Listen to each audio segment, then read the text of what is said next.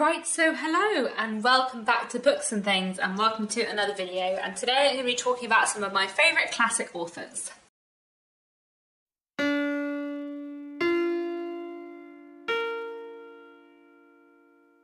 So on Monday I put up a video which was all about my sort of firm favourite classic authors, the authors who I have read a lot by and who I absolutely love. And today I'm going to be continuing to talk about some of my favourite classic authors, but rather than talking about authors who I've read a lot by, who are firm favourites, I'm going to talk about newer favourites, authors who maybe I haven't read very much by, or maybe I'm kind of still early on in my journey in reading them, or maybe I kind of haven't fully made up my mind about them yet. I've got 13 authors I want to talk about today, all of whom are fantastic and whose work I've been really enjoying so far, and who I think the more I read by them, the more they will become absolute all-time favourite authors. So I'm not going to rank these authors today because some of these authors I've read several books by, some of these authors I've read one book by. Instead I'm going to go in order from the authors I've read the most by to the authors I've read the least by. So we're going to start off with a few Victorian authors, and the first author I want to mention is Margaret Oliphant. So Margaret Oliphant is a Victorian novelist, and I have actually read quite a few books by her. I've read 7 of her books and enjoyed them all. I find her a really interesting writer.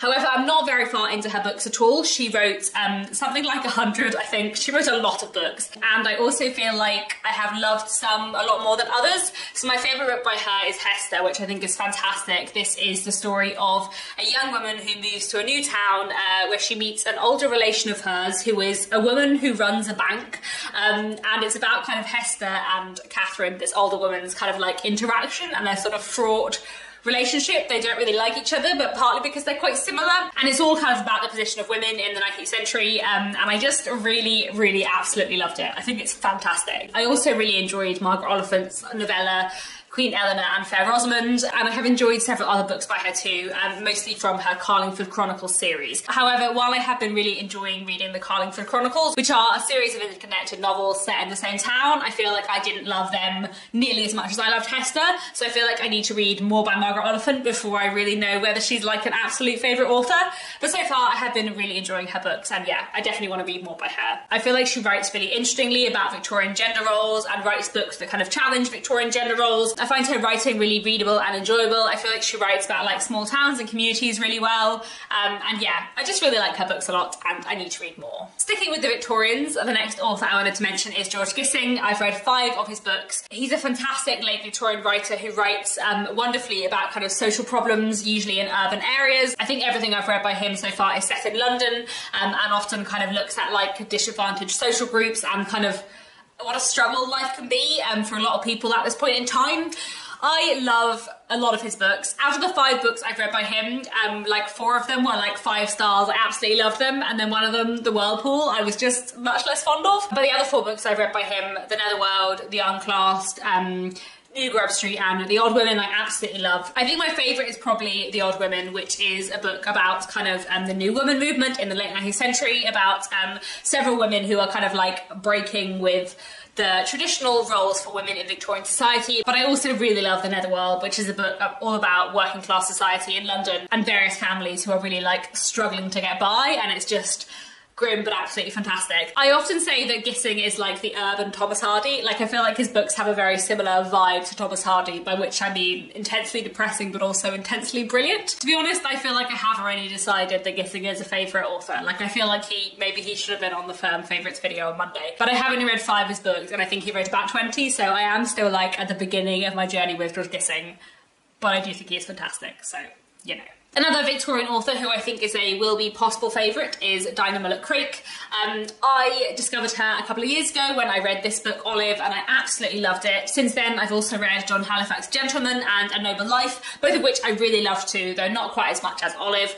Olive is a fantastic coming-of-age story about a young girl who has curvature in her spine, and so the people around her family and friends, tell her from a young age, you're not going to get married, you're not going to have children, you're not going to fulfil all the typical typical Victorian roles for a woman, and therefore she ends up kind of becoming an artist and having a slightly different life. A bit like Jane Eyre by Charlotte Bronte, it's about someone, a young person kind of coming to value themselves, and I just love it very, very much, and I think it is wonderful. I really, really want to reread it actually, because I've only read it the once. As I said, I did really like A Noble Life and John Halifax Gentleman too. I love how Dinah Mullet-Craig writes, and I feel like there are a few themes that crop up in a lot of her books, disability being one of them, but also sort of friendship and kind of makeshift families, and I feel like there's just a lot in her books that I love, and the more I read by her, the more I will love her books. So yes, I need to read more by Dinah Mullet-Craig, and I do need to reread Olive too. Finally, the last Victorian, maybe favourite author who I wanted to mention today is J. Sheridan Le Fanu. I read a couple of short stories by him and also 3 of his longer works,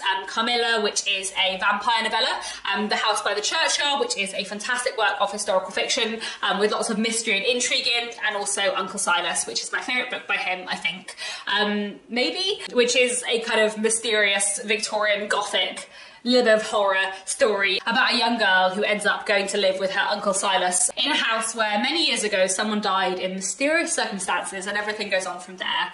I feel like the more I read by J. Sheridan Le Fanu, he will become a real favourite author of mine, and I feel like I definitely need to read more by him. I feel like J. Sheridan Le Fanu is one of the Victorian authors I recommend the most, because I feel like he is really fantastic and really like influential in the Victorian period. You know, like, I don't think Dracula would have existed really without Camilla, and I feel like Uncle Silas is like absolutely the roots of like a lot of modern thrillers. It's one of the first locked room mysteries, and it really, really feels like, you know, the precursor to modern thrillers to me. But I also feel like he's an author who isn't very well known, and I feel like I end up recommending J. Sheridan Le Fanu over and over, and I really need to read more by him because I love his books a lot.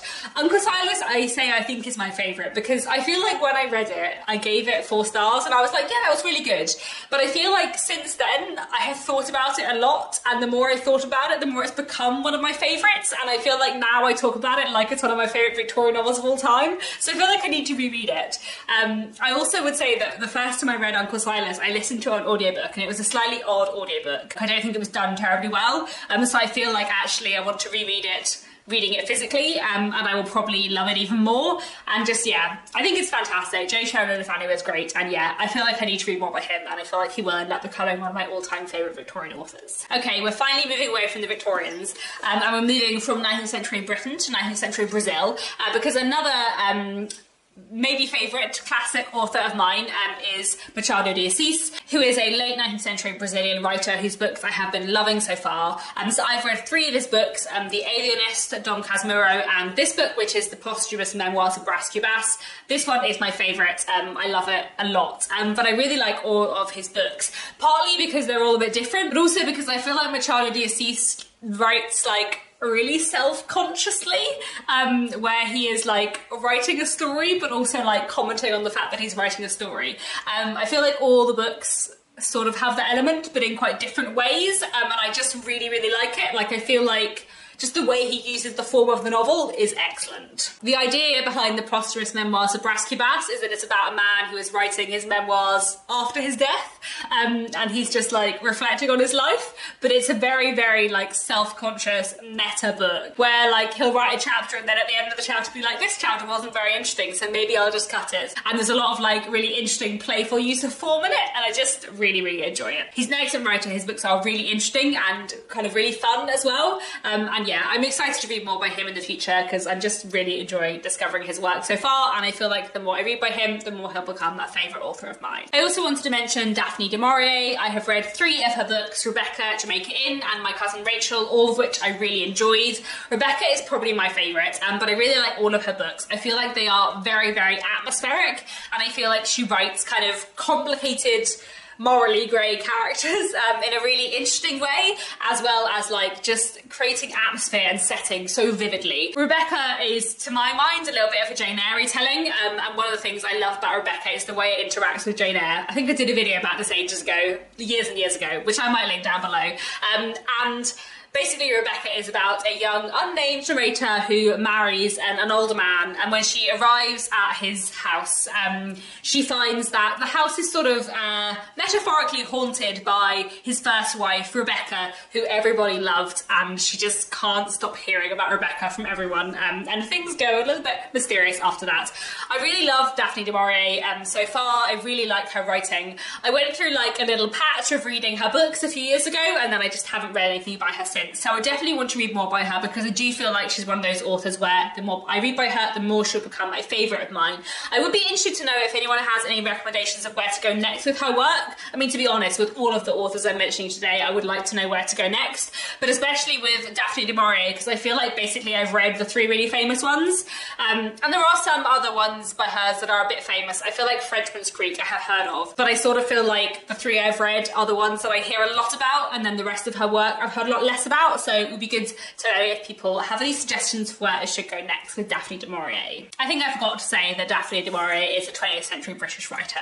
The next author I wanted to mention is Leo Tolstoy, who was a 19th century Russian writer. I've read War and Peace and Anna Karenina, and I've also read his novella The Death of Ivan Ilyich, but I would like to read more. I think especially he has a lot of like shorter works and short stories, which I would really like to read. I have really enjoyed Tolstoy so far, but I feel like I haven't decided whether he is a favourite author of mine. I love Anna Karenina a lot, and I really liked War and Peace, but it was very long and it did take me a while, so I feel like both Anna Karenina and War and Peace are books that, because they are really long, but I loved, and I read them in print or on ebook. I feel like at some point in the future I will reread both Anna Karenina and War and Peace on audiobook, and then I will love them more. That's a slightly random thing to say, but I feel like, especially with a long book, sometimes I feel like I need to reread it again to like really digest everything about it, because there is so much there. And especially Anna Karenina, which I read quite a while ago now, must be 6-7 years ago. I would really like to reread, and I would like to listen to it on audiobook sometime.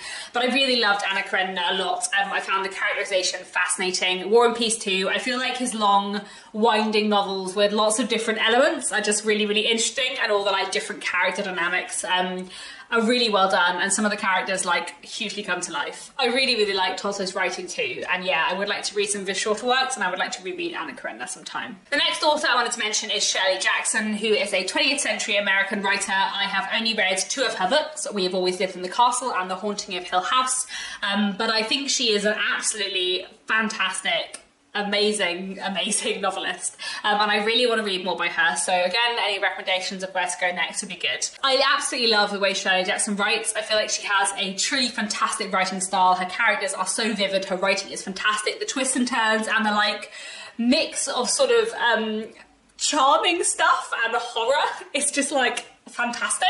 I was trying to decide which of her 2 books that I've read is actually my favourite, because I love We've Always Lived in the Castle so much, and like the twists and turns of it are just amazing, but also The Haunting of Hill House is so good, and I feel like the way The Haunting of Hill House sort of lures you into a false sense of security by like reading almost like an Agatha Christie, and then just like, you know, hits you in the face with like lots of chaotic psychological drama. I just think that's amazing, and yeah, I love it very, very much.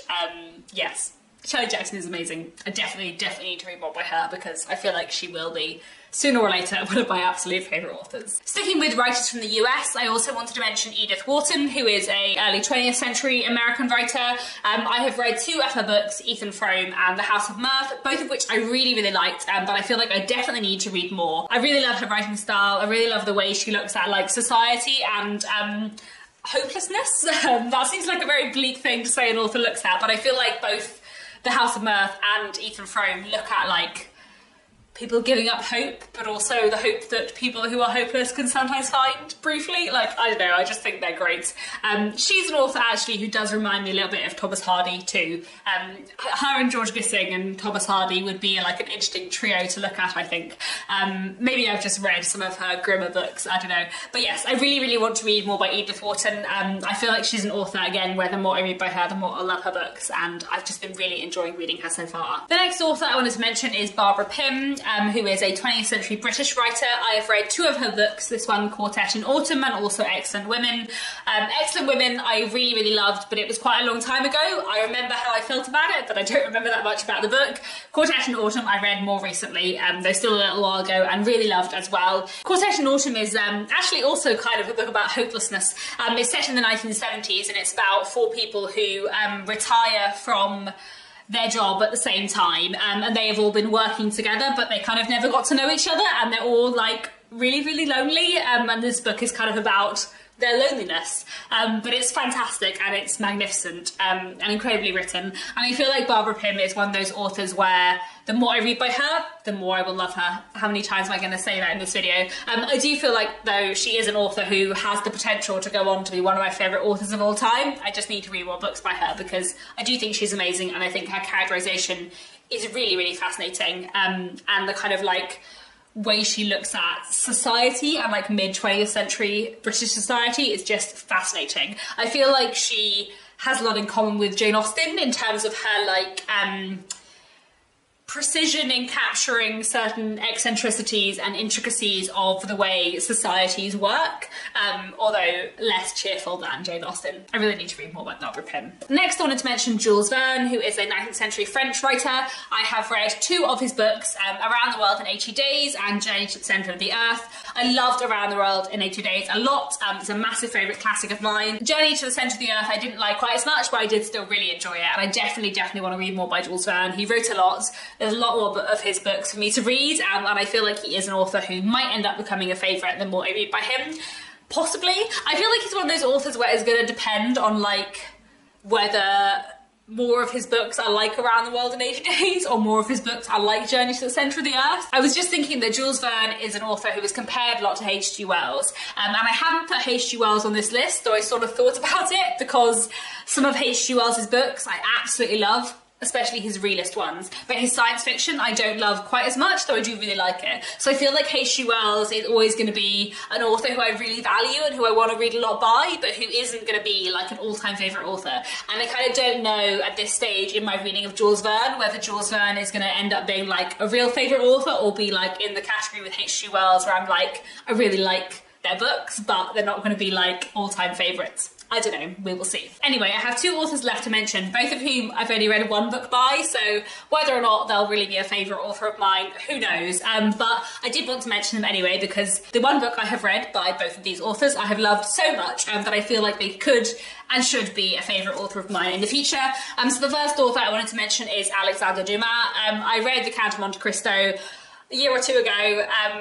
No, it was in 2020, it was nearly 3 years ago. Oh, time. But I read The Count of Monte Cristo. I didn't read this edition. This is a British edition that I apparently have, but I just hold it up sometimes because I listened to The Count of Monte Cristo on audiobook, all 50 hours of it, and it was magnificent. There's something about a really long book that I just really love on audiobook because it feels like so immersive to be in that world just for like 50 hours. Such a long time.